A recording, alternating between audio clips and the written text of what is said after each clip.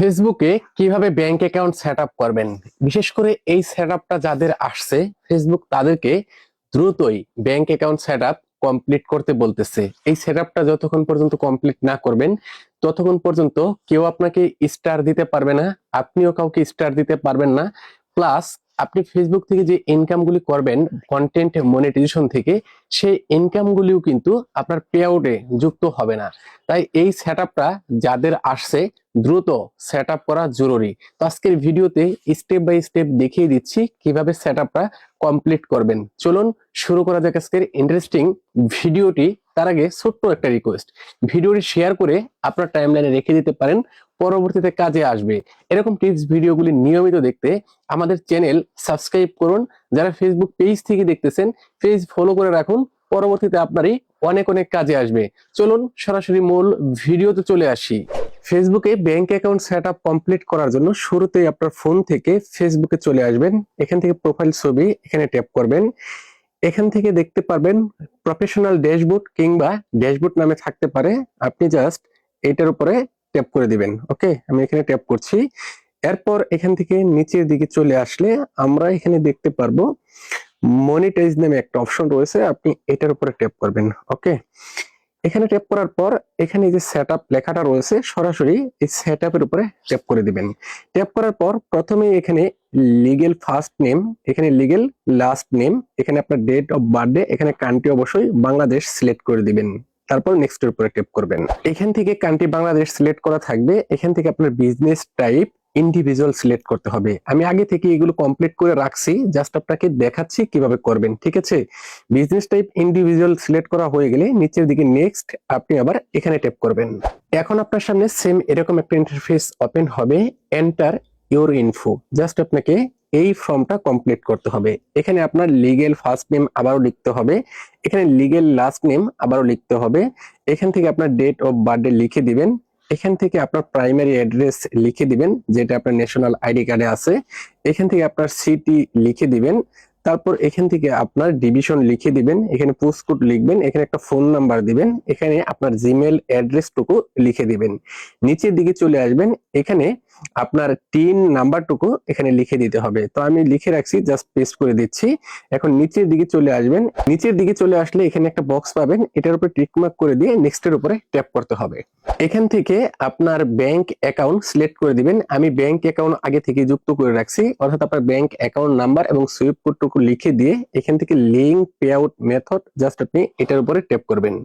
এখন এখান থেকে আপনাকে ট্যাক্স ইনফরমেশন অ্যাড করতে হবে অথবা আপডেট করতে হবে। তো এখান থেকে অ্যাড ট্যাক্স ইনফো এটার উপরে ট্যাপ করতে হবে। এখান থেকে কন্টিনিউ এজ আপনার নাম দেখাবে, এটার উপরে ট্যাপ করতে হবে। এখান থেকে আবারও কন্টিনিউ দিবেন, 2-3 বার চাইতে পারে, যে কয়বার চায় আপনি এখান থেকে কন্টিনিউ করে দিবেন। এখন আপনার সামনে এরকম একটা ইন্টারফেস ওপেন হবে, এইখান থেকে আপনি নো সিলেক্ট করবেন। ওকে, তারপর নিচে আরেকটা অপশন আসবে, এখান থেকে আপনাকে নো সিলেক্ট করতে হবে। এখান থেকে নেক্সট এর উপরে ট্যাপ করতে হবে। প্রথমে আপনার ফুল নেম লেখা থাকবে, দ্বিতীয়ত কান্ট্রি অফ সিটিজেনশিপ, আপনি যে দেশের সিটিজেন জাস্ট এখানে ট্যাপ করে ওই দেশটা এখান থেকে সিলেক্ট করে দিবেন। আমি যেহেতু বাংলাদেশের বা যার আইডি এখান থেকে সেট আপ করছি ওনার নাম হচ্ছে মোহাম্মদ ফখরুল আলম মকল ভাই, ওনার বাড়ি হচ্ছে ফেনীতে। ঠিক আছে, তো এখান থেকে আমি ওনারটা বাংলাদেশ সিলেক্ট করে দিলাম। তারপর এখান থেকে আমরা আবার নেক্সট অপশন এখানে ট্যাপ করব। আমরা এতক্ষণ যে অ্যাড্রেস গুলো দিছি বা তথ্যগুলো সেগুলো এখানে দেখতে পাবো। এখানে সবকিছু ঠিকঠাক থাকলে আবার চেক করে নেবেন ঠিক আছে কিনা। যদি সবকিছু ঠিকঠাক থাকে এখান থেকে নেক্সট এর উপরে ট্যাপ করবেন। আবারও এখান থেকে নেক্সট এর উপরে ট্যাপ করবেন। এখান থেকে 0% যে অপশনটা রয়েছে এটার উপরে ট্যাপ করে দিয়ে নেক্সট এর উপরে ট্যাপ করতে হবে। এখন আপনার সামনে এরকম একটা ইন্টারফেস ওপেন হবে, স্ক্রল ডাউন করে একেবারে নিচের দিকে চলে আসবেন। এখানে প্রথমে একটা বক্স দেখতে পারবেন, এই বক্সের উপরে টিক মার্ক করে নেবেন। তারপর এখানে signature type your full name, আপনার ফুল নেমটা এখানে লিখে দিবেন। আমি লিখে দিচ্ছি। ফুল নেম লেখা হয়ে গেলে এখানে ডেট এটা চেঞ্জ করতে হবে না, যেটা আছে সেটাই থাকবে, আজকে ডেট দেখাচ্ছে। ওকে, তো এই সিগনেচার করা হয়ে গেলে এখান থেকে আমরা নেক্সট নামে যে অপশন এটার উপরে ট্যাপ করে দিব। এখন আপনার সামনে রিভিউ এন্ড সাবমিট নামে একটা ফর্ম চলে আসবে। জাস্ট এই ফর্মে আপনার কিছু তথ্য দেখাবে, অর্থাৎ আমরা এতক্ষণ যে তথ্যগুলো দিলাম সবকিছুই এই ফর্মে দেখতে পারবো। এটা হচ্ছে W8 ফর্ম। ওকে, তো আমরা এখান থেকে নিচের দিকে চলে আসব, একেবারে নিচের দিকে চলে আসব। একেবারে নিচের দিকে আসলে এখানে সাবমিট ফর্ম, আমরা জাস্ট এটার উপরে ট্যাপ করে দিব। এবং আমাদের ফর্মটা সাবমিট হয়ে যাবে। জাস্ট কয়েক সেকেন্ড অপেক্ষা করতে হবে। তো ফর্ম সাবমিট করার পর আমাদের সামনে এরকম একটা ইন্টারফেস ওপেন হয়ে যাবে। এখানে ভিউ দেখাচ্ছে, এতক্ষণ লেখা ছিল সেটআপ। তো ভিউ কেন দেখাচ্ছে এটা দেখার জন্য আমাদেরকে চলে যেতে হবে এই যে এখানে। এখানে দেখেন তারা জানুয়ারির 10 তারিখ পর্যন্ত সময় নিয়েছে, মানে এই তথ্যগুলো তারা যাচাই বাছাই করে দেখবে। তো পে আউটের যে কোনো কাজ করলে, ব্যাংক অ্যাকাউন্ট সেট আপ করলে সেটা হচ্ছে 5 দিন হোল্ড থাকে। তো আপনারা যদি প্রথমবার করেন তাহলে কিন্তু হোল্ড নাও থাকতে পারে, আবার অনেকের বেলায় 5 দিন হোল্ড থাকে। ঠিক আছে, এটা কোনো প্রবলেম না, এটা কোনো সমস্যা না। 5 দিন পর এই হোল্ডটা এখানে উঠে যাবে। এখন এই হোল্ডটা আপনি যদি পে আউটে যান সেক্ষেত্রেও কিন্তু দেখতে পারবেন। আমি পে আউটে যাচ্ছি, পে আউটে গেলেও এখানে দেখতে পাচ্ছি যে এখানে 10 জানুয়ারি পর্যন্ত হোল্ড রয়েছে। এটা থাকবে, স্বাভাবিক বিষয়, এটা নিয়ে টেনশন করার কোনো কারণ নাই। ফেসবুকে ব্যাংক অ্যাকাউন্ট কিভাবে সেট আপ করতে হয় আজকের ভিডিওতে স্টেপ বাই স্টেপ আপনাদেরকে দেখিয়ে দিয়েছি। আশা রাখি ভিডিওটি দেখার পরে সকলেই পে আউট সেট আপটা কমপ্লিট করে নিতে পারবেন।